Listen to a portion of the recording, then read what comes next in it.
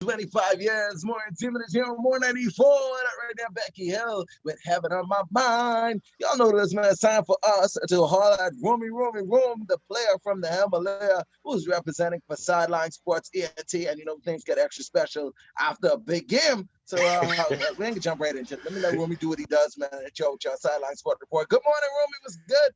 Hey, top of the morning, man. Miguel. Good morning, Bahamas. This is Sideline Sports and Entertainment Bahamas. Turning stories from the sidelines and the headlines here only on 194.9 FM. Thank you, everybody, for joining us on this way back Wednesday. Gonna hop into our sport report. Actually got some news from the local side. Gotta say congratulations to a couple of our professional basketball athletes doing really well on the international scene.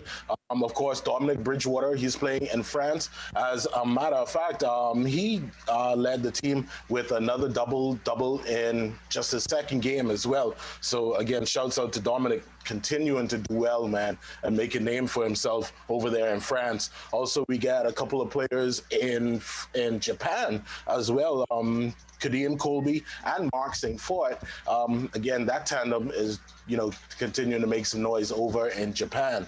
And lastly, we got Toriano Johnson. He's getting ready for his bout in about 3 weeks. As a matter of fact, his bout is scheduled on October 30th. It's going to be at the Fantasy Springs Resort Casino, and that's going to be in California. As a matter of fact, Toriano, he will be taking on an undefeated Mongol who's 23.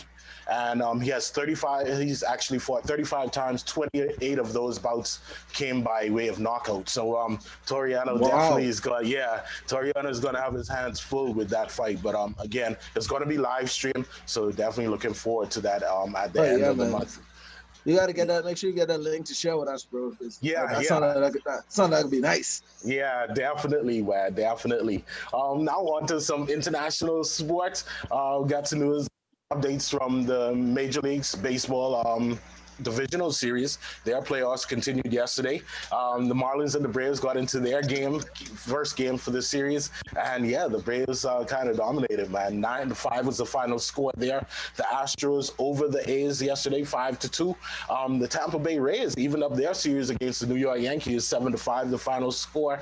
And the Dodgers, they beat up on the Padres yesterday, 5-1, the final score there. Of course, the divisional series continues today. Marlins and Braves at 2 o'clock.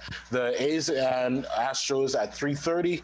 At 7 o'clock, we got the Tampa Bay Rays and the Yanks. And the late game tonight at 9 o'clock will be San Diego Padres and the Dodgers. Also, so we got some news from the NFL, and this is not too good. I know, Miguel, we were saying that it's not surprising, but another player from the Patriots tested positive. Actually, Stephen Gilmore, he tested positive yesterday. So now the Pats have suspended their practice. Okay, and actually, some more news from the NFL. The Steelers and the Eagles, as far as the Steelers, they're planning on hosting or having about 5,500 fans in attendance. Now with some of these players testing positive, I'm not too sure if having fans in the stadium is actually something wise, but again, the fans very rarely get to be close to the players. Like, yeah, that's not. I mean, and when you talk about 5,500, like, it's like a drop in the bucket. Like, you're not even going to see them. Well, yeah, I guess considering how large or the capacity of the stadium, I guess they definitely don't have to worry about social distancing with these fans. But again, it's just sad to see. Even though we're kind of expecting it, some of these players testing positive. Also, one of the Tampa Bay Bucks, their running back, Barner, he will be suspended for 4 games for testing. He tested positive for performance-enhancing drugs. Hate to see it, but Dudes need to stay off the roids, man. I don't know.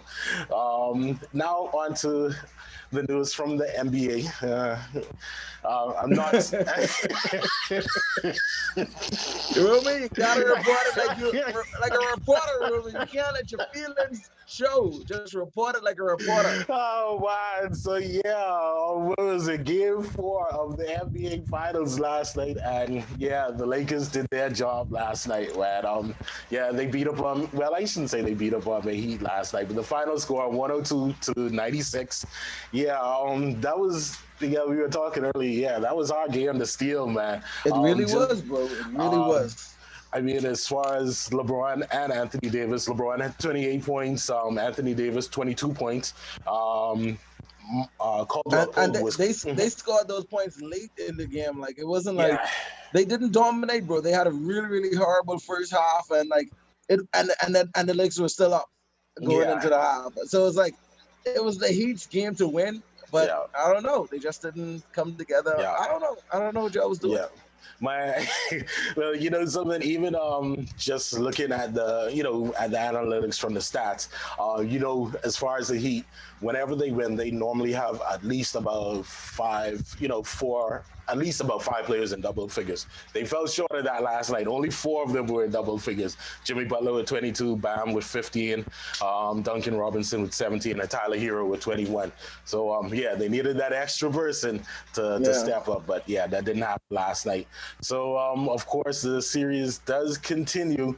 What is that? I think the next. What is this? I think the next game is Friday. So hopefully, I'm still screaming "Go Heat!" man. So hopefully we got another game left in us. We need 2 to tie it up. This could be tough, but hey, go Heat, man. But shout out to the Lakers, man. Shout out to the Lakers. They're doing their thing, man. They're definitely doing their thing. Also, hey, the WNBA, they I gotta say, shouts out to the Seattle Storm, man. The WNBA champions for 2020, man. Again, their series was really exciting as well. Brianna Stewart, again, she collected the MVP. And lastly, from the world of basketball, this was definitely a feel-good story. Shouts out to Russell Westbrook, man. He left the bubble, and it was circulating all over social media yesterday. He left an $8,000 tip and a thank you note to the housekeepers and, basically the staff in the hotel where he stayed. So again, good luck. Yeah, man. Shouts out to Russell Westbrook on that. You said $8,000? Yes, 8,000. 8,000. Wow. 8000. Shout out to Russell Westbrook. Yeah. Wow. Yeah, man. Hey, I should tell you how much bank these dudes making, man. No, but it also goes to show like how you could appreciate you're already stuck in a small bubble with these people, and they're sacrificing themselves as well to be around and make sure you're comfortable. Yeah. It shows appreciation, man. A lot more of those big ballers should have done something like that. But shout out to Russell Westbrook. At least he clearly appreciated what happened. So shout out to them. Yeah. All right, man. Ladies and gentlemen, that's going to put a cap on it for Rumi, the player from the Himalaya for Sideline Sports ENT. Right now, we can jump right back into some more music. Here's Pop Khan alongside Drizzy Drake and Party Next Door with Twist and Turn. Good morning.